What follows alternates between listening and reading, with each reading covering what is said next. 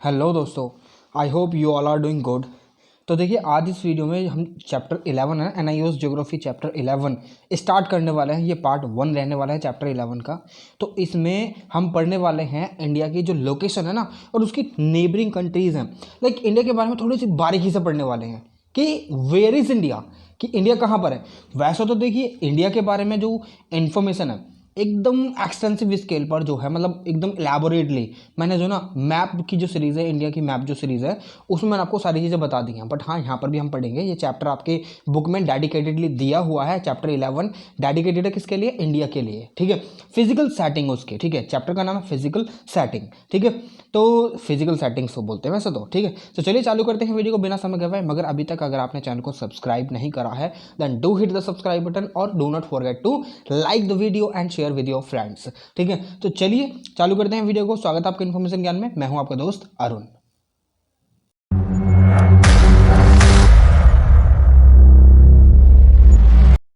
Now देखिए, geography अपने आप में काफ़ी ज़्यादा इंटरेस्टिंग सब्जेक्ट है वैसे तो। ठीक है, इसके बारे में कुछ भी नहीं कह सकते हम कि ये इंटरेस्टिंग नहीं है। मगर आज के समय देखिए, आपको जो ट्रेंड्स देखने के लिए मिलेंगे ना, वो क्या देखने के लिए मिलेंगे? लाइक 100 में से जितने भी 90% बच्चे हैं ना, वो या तो डॉक्टर बनना चाहते हैं या फिर इंजीनियर बनना चाहते हैं। They are aspiring to become an IITians और यू नो डॉक्टर। ठीक है, एक डॉक्टर बनना चाहते हैं या फिर एक IITian बनना चाहते हैं, IIT में एडमिशन लेना चाहते हैं या फिर नीट क्रैक करना चाहते हैं। ये सबका सपना हो चुका है। मगर we are somewhere forgetting something. क्या हम कुछ भूल रहे हैं? Yes, we are forgetting something that is the our own culture that we can find in our some humanities जो सेक्टर है ना, उनके अंदर पा सकते हैं हम। ठीक है, जैसे कि हमारा हिस्ट्री हो गया, जैसे कि हमारा ज्योग्राफी हो गया, और जैसे कि हमारा पॉलिटिकल साइंस हो गया। When you are aspiring to become a public servant, तो उस समय पर आपके पास ह्यूमैनिटीज की जो जानकारी है ना, वो होनी चाहिए। And geography is the one of the subjects of humanities. ठीक है, तो यहाँ पर ज्योग्राफी बहुत ज़्यादा महत्वपूर्ण रोल प्ले करता है along with the history, geography, political science. ठीक है, हिस्ट्री, ज्योग्राफी, पॉलिटिकल साइंस और साइकोलॉजी और आपकी जो इथिक्स है, वो सारी चीज़ें आपको पढ़ने की बहुत ज़्यादा जरूरी है। बट हाँ, you need to have you know kind of diverse knowledge. ठीक है, ये कह सकते हैं हम, डाइवर्स नॉलेज आपके पास होनी चाहिए। तो इसीलिए ज्योग्राफी एक बहुत बड़ा सब्जेक्ट और बहुत इंटरेस्टिंग सब्जेक्ट है। मगर इसको पढ़ने के लिए आपको थोड़ा सा समय देना होगा। समझने के लिए इसमें काफ़ी सारे जो कॉन्सेप्ट्स हैं वो अवेलेबल हैं। ठीक है, तो चलिए चालू करते हैं। आज हम इंडिया की जो फिजिकल सेटिंग्स हैं वो पढ़ने वाले हैं। लाइक कहाँ पर इंडिया लोकेट करता है, कहाँ कौन सी कंट्री है, वो सारी चीज़ें हम पढ़ने वाले हैं। तो चलिए चालू करते हैं वीडियो को। Let's start. अब देखिए, आपको ये तो पता है India is the part of Asian continent है। आपको अब मुझे ये बताइए कि हमारे यहाँ पर वर्ल्ड में कितने कॉन्टिनेंट हैं। ठीक है, ये आपका काम है मुझे बताने का। ठीक है, यहाँ पर मैं आपको रेफरेंस दूंगा, कुछ कॉन्टिनेंट्स के नाम भी बताऊंगा। बट हाँ, फिर भी आप मुझे नीचे कमेंट बॉक्स में कमेंट कर बताइए कि कितने कॉन्टिनेंट हैं हमारे वर्ल्ड में। ऑलरेडी मैं आपको जो फिजिकल ज्योग्राफी में ये सारी चीज़ें बता चुका हूँ। ठीक है, एक जो इंडिया है ना, इंडिया है एक वर्ल्ड, मतलब बहुत बड़े कॉन्टिनेंट का पार्ट है जो कि है एशियन कॉन्टिनेंट। ठीक है, एशिया वर्ल्ड का सबसे बड़ा कॉन्टिनेंट है। ठीक है, अब एशिया जो है कॉन्टिनेंट तो है, मगर वहाँ पर कुछ कंट्रीज भी डिवाइडेड हैं। हमारा जो इंडिया है, इंडियन सब कॉन्टिनेंट जिसे हम बोलते हैं, सब कॉन्टिनेंट क्यों बोलते हैं इसको? सब कॉन्टिनेंट में छोटा कॉन्टिनेंट है, बड़े कॉन्टिनेंट का छोटा सा पार्ट, सब पार्ट, छोटा वाला part, that is the sub continent है। ठीक है, इसलिए इसको इंडियन सब कॉन्टिनेंट बोला जाता है। ठीक है, सिंपल सी बात है।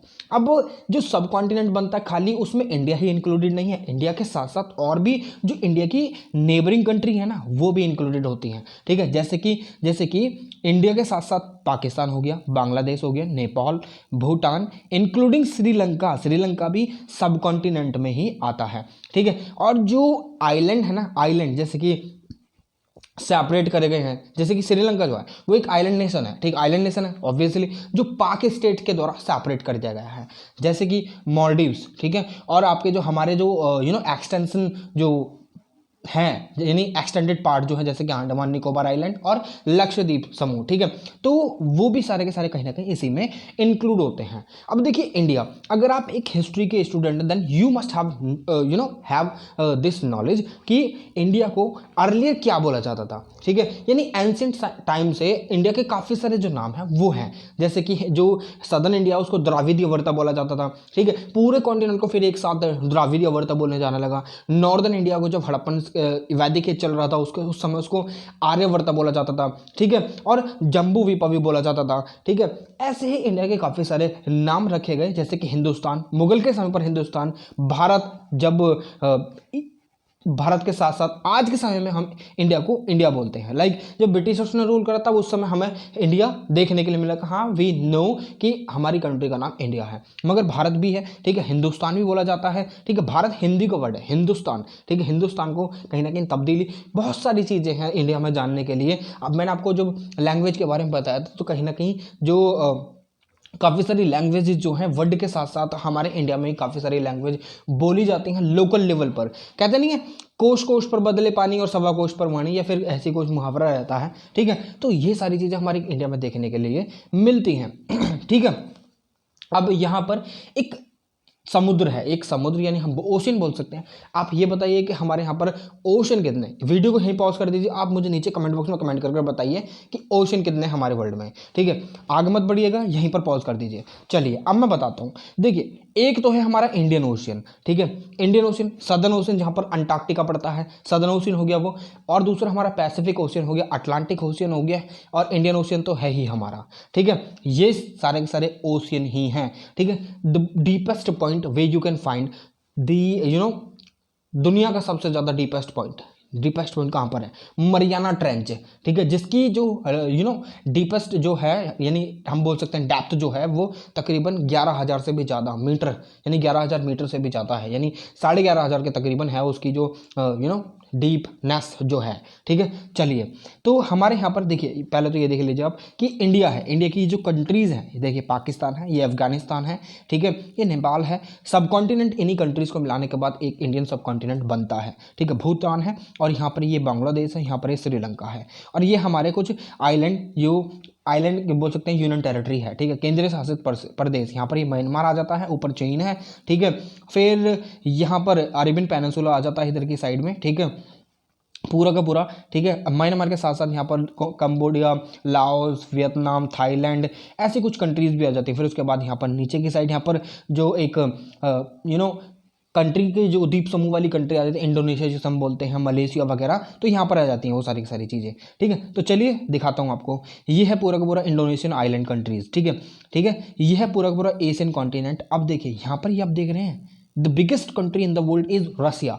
रसिया को 2 भागों में बांटा गया है, ठीक है, जिसमें से एक ये यूराल माउंटेन है, यहाँ पर ये एक यूराल माउंटेन श्रृंखला पड़ती है, ठीक है। ये इसको 2 भागों में बांटती है। इस इधर वाला यानी जो वेस्टर्न वाला पार्ट है वो कहीं ना कहीं यूरोप में अटैच हो जाता है, जो यूरोप में भी आता है, और रसिया का आधा पार्ट एशिया में आता है, ठीक है।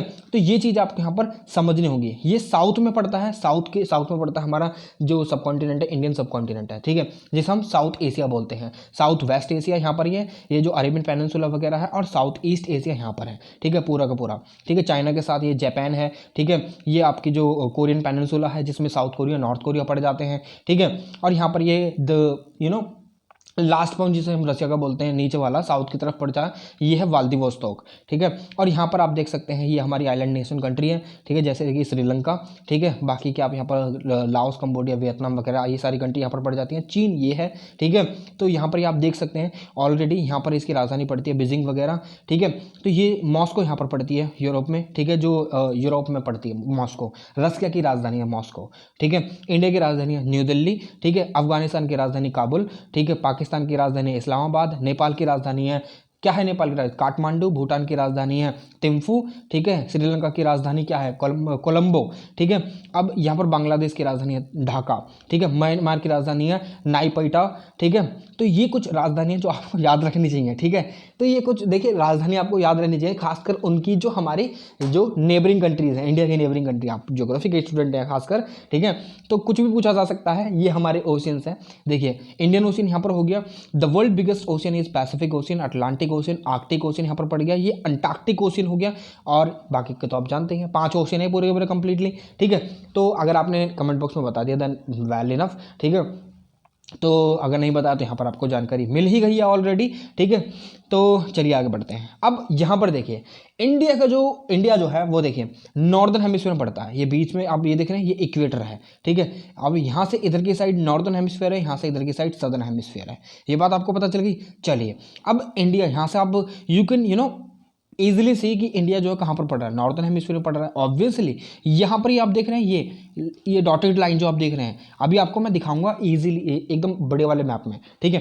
तो यहाँ पर ये डॉटेड लाइन जो देख रहे हैं ना, ये है ट्रॉपिक ऑफ कैंसर और ये है ट्रॉपिक ऑफ कैप्रिकॉन, और ये इसके साथ दूसरी लाइन है ना अटैच्ड, जो मतलब जो डॉटेड नहीं है वो है 30 डिग्री लैटिट्यूड है ये, ठीक है। और ऐसे ही यहाँ पर ये 30 डिग्री लैटिट्यूड है, ठीक है। तो ऐसे ही ये ट्रॉपिक ऑफ कैंसर है, ये ट्रॉपिक ऑफ कैप्रिकॉन, यानी ट्रॉपिक ऑफ कैंसर यानी कर्क रेखा, भूमध्य रेखा तो ये है, और कर्क रेखा जो है हमारे इंडिया के स्टेट से भी गुजरती है। अब इंडिया की जो लेंथ है और ब्रेथ है वो देख लेते हैं। देखिए इंडिया जो है मेनलैंड एक्सटेंड करता है 8 degree 4 inch north, 8 degree 4 inch north से लेकर 37 डिग्री 6 इंच नॉर्थ, ठीक है। यहाँ पर ये जो एक्सटेंशन है इसका भी दिखाऊंगा मैं आपको, एक मिनट दिखाई देता हूँ आपको, चलिए जस्ट अ सेकेंड। ये देखिए 37.7 डिग्री या फिर 6 मान लीजिए अप्रोक्स है, ठीक है। तो यहाँ पर ये इसका ये मतलब जो नॉर्दर्न मोस्ट पॉइंट है ना इंडिया का वो है इंदिरा कोल, ठीक है। तो अब ये सदर्न मोस्ट दिखाता हूँ मैं आपको, सदर्न मोस्ट कौन सा पड़ता है, यानी 8 डिग्री 4 इंच नॉर्थ से लेकर 37 डिग्री 6 इंच नॉर्थ में इसका एक्सटेंशन है, साउथ टू नॉर्थ या फिर हम नॉर्थ टू साउथ बोल सकते हैं। अब हम ईस्ट टू वेस्ट देखें यानी वेस्ट टू ईस्ट देखें तो ये दिख रहा है हमें 68 डिग्री 7 इंच ईस्ट, ठीक है। ये 97 degree to 25 degree 2 inch east, ठीक है। तो ये हमें यहाँ पर एक्सटेंशन इसका देखने के लिए मिलता है। लॉन्गिट्यूड है ये, देखिए लॉन्गिट्यूड और लैटिट्यूड तो आपको पता ही है, लैटिट्यूड यानी लेटे हुए, ठीक है। लॉन्गिट्यूड यानी खड़े हुए, लॉन्ग माने लंबा खड़ा, ठीक है। और लैट माने लेटा, लैटिट्यूड यानी लेटे हुए, ठीक है। ये लेटे हुए हैं, ये खड़े हुए हैं, ठीक है। ये बात आपको समझ में आनी चाहिए और ध्यान में रखना इस बात को।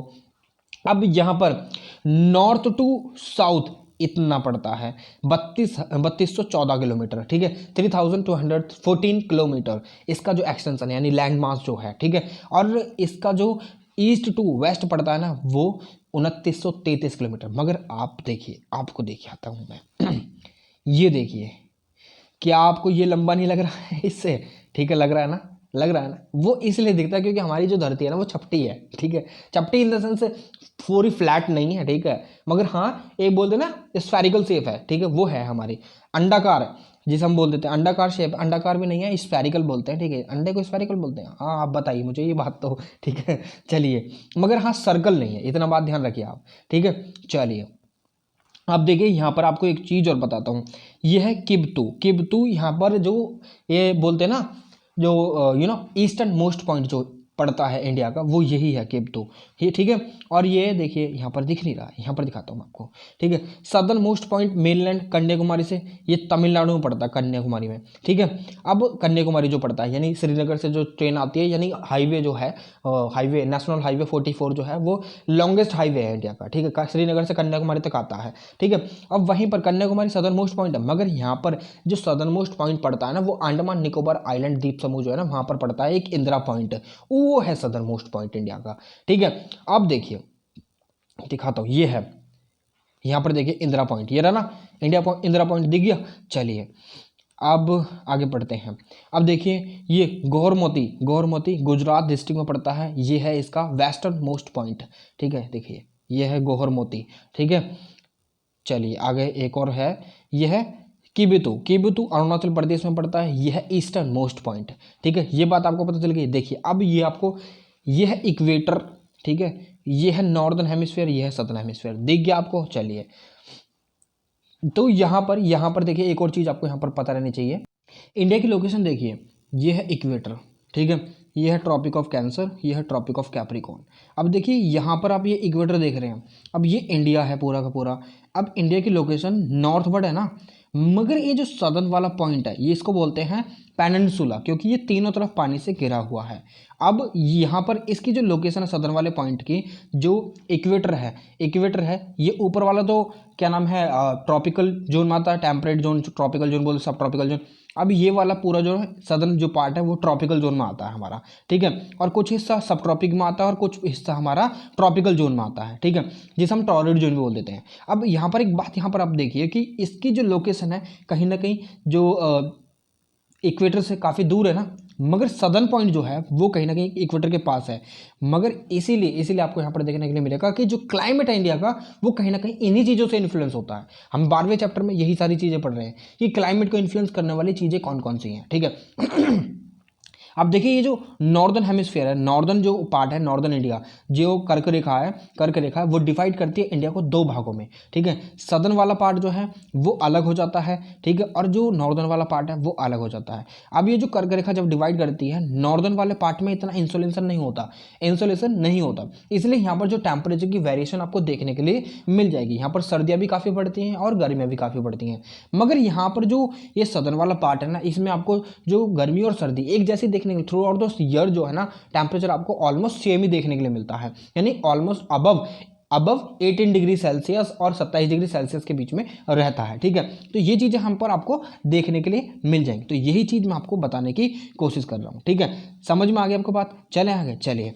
तो सेकेंडली ये है कि सदर्न इंडिया ये हमारा, ये देखिए यहाँ से पास हो रही है ये कर्क रेखा। कौन सी स्टेट है देखिए, पहले ये बता देता हूँ। ये गुजरात है हमारा, ये राजस्थान है हमारा, ये मध्य प्रदेश है हमारा, छत्तीसगढ़ है, ये झारखंड है, ये वेस्ट बंगाल है, ठीक है, ये त्रिपुरा है, ये मिजोरम है, ठीक है। ये कुछ स्टेट है, 7 स्टेट जिनसे हमारी जो कर्क रेखा है वो पास होती है इंडिया से, ठीक है। ये बात आपको पता चलेगी। अब देखिए यहाँ से यहाँ तक जो है आपको अगर समय देखेंगे तो डिफरेंस यहाँ पर जो है ना, देखिए एक चीज़ देखिए यहाँ पर क्या लिख रहा है कि जो लेंथ ऑफ द डे है ना, डे और नाइट की, देखिए यहाँ पर डे और नाइट, आप बस कंफ्यूज ना हो जाए। डे और नाइट की जो लेंथ है ना, सदर्न मोस्ट पार्ट में कहीं ना कहीं 45 मिनट की डिफरेंस ही देखने के लिए मिलती है। क्यों, ऐसा क्यों? मगर ये जो सारी चीज़ें ये हमें नॉर्दर्न इंडिया में देखने के लिए नहीं मिलती हैं। क्यों नहीं मिलती हैं? नॉर्दर्न इंडिया में आप देखेंगे कि जो विंटर में नाइट यानी दिन जो जल्दी ढल जाता है, मगर सदर्न इंडिया में ऐसा नहीं होता। क्यों? जस्ट बिकॉज ऑफ कि जो सदर्न इंडिया है वो इक्वेटर के ज़्यादा नज़दीक है।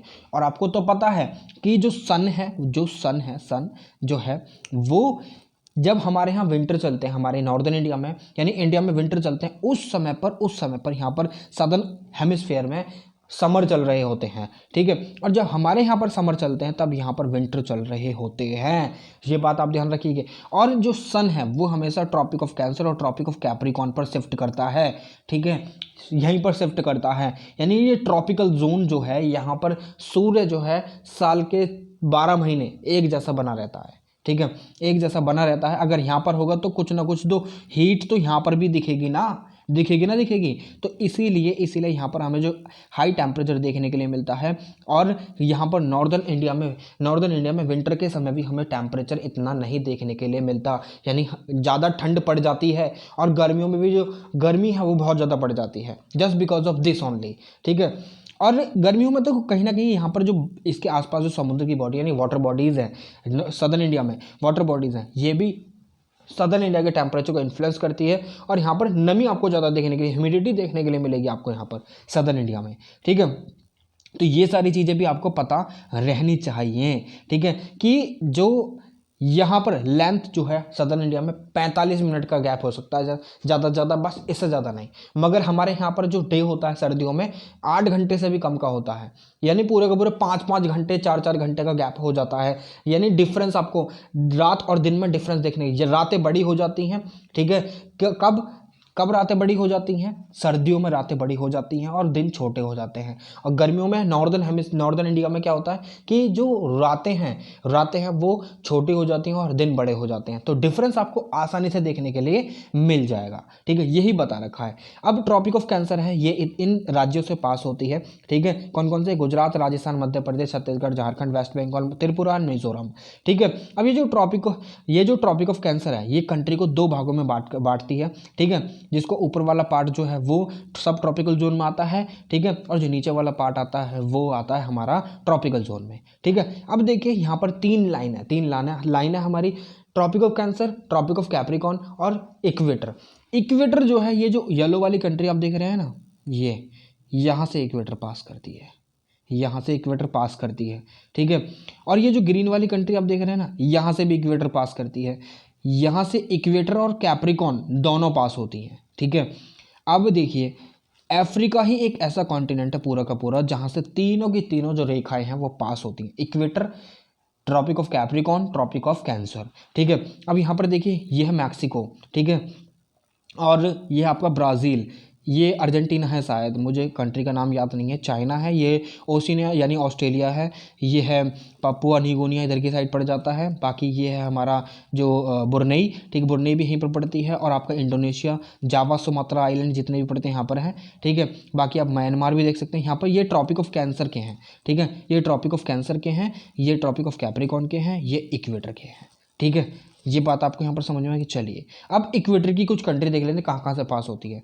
इक्वेटर इक्वाडोर से पास होती है, कोलंबिया से पास होती है, ब्राज़ील से पास होती है, कॉन्गो, गैबॉन, और ये सो टोमे प्रिंसिपल, ठीक है, और यहाँ पर प्रिंसिप बोलते हैं सर, ठीक है, और ये Congo Republic of democratic Republic of Congo, ठीक है। ये है युगांडा के आसपास में देखिए काफ़ी अच्छी कंट्रीज हैं, युगांडा, ठीक है, युगांडा, रवांडा, बुरुंडी, ठीक है, ये कुछ कंट्री हैं, ठीक है, मगर ये कुछ खतरनाक कंट्री है वैसे तो, ठीक है। सोमालिया यहाँ पर पड़ता है, केनिया यहाँ पर पड़ता है, मॉलडीव्स, ये इंडोनेशिया है, ये किरिबाती एक आइलैंड नेशन है, ठीक है। तो यहाँ पर जो है ना, ये जो ट्रॉपिक ऑफ इक्वेटर जो है इन्हीं कंट्री से पास होती हुई दिखाई देती है हमें, ठीक है। तो चलिए आगे बढ़ते हैं। अब देखिए, अब यहाँ पर आती है बात दूसरी कि अर्थ जो है, हमें पता है अर्थ रोटेट करती है, अब अर्थ जो रिवॉल्व करती है अराउंड द सन, ठीक है, मगर वो रोटेट भी करती है अपनी एक्सिस पर रोटेट करती है, ठीक है, जिसकी वजह से हमें दिन और रात देखने के लिए मिलते हैं हमारी धरती पर। अगर वो रोटेट करना बंद कर दे तो ऑब्वियसली सब चीज़ तबाह हो जाएगी, प्रलय आ जाएगी, सुनामी, तूफान, बहुत सारी चीज़ें आ जाएंगी, और लाइफ का जो एग्जिस्टेंस है ना, that will disappear from the earth, ठीक है। जो लाइफ का जो बिंदु है ना, पॉइंट जो है वो खत्म हो जाएगा धरती से। तो इसीलिए रोटेशन भी चलता रहना चाहिए, रिवॉल्यूशन भी चलते रहना चाहिए, ठीक है। मैंने आपको दिखाया था एक वीडियो में कि कैसे रोटेट करती है, ठीक है।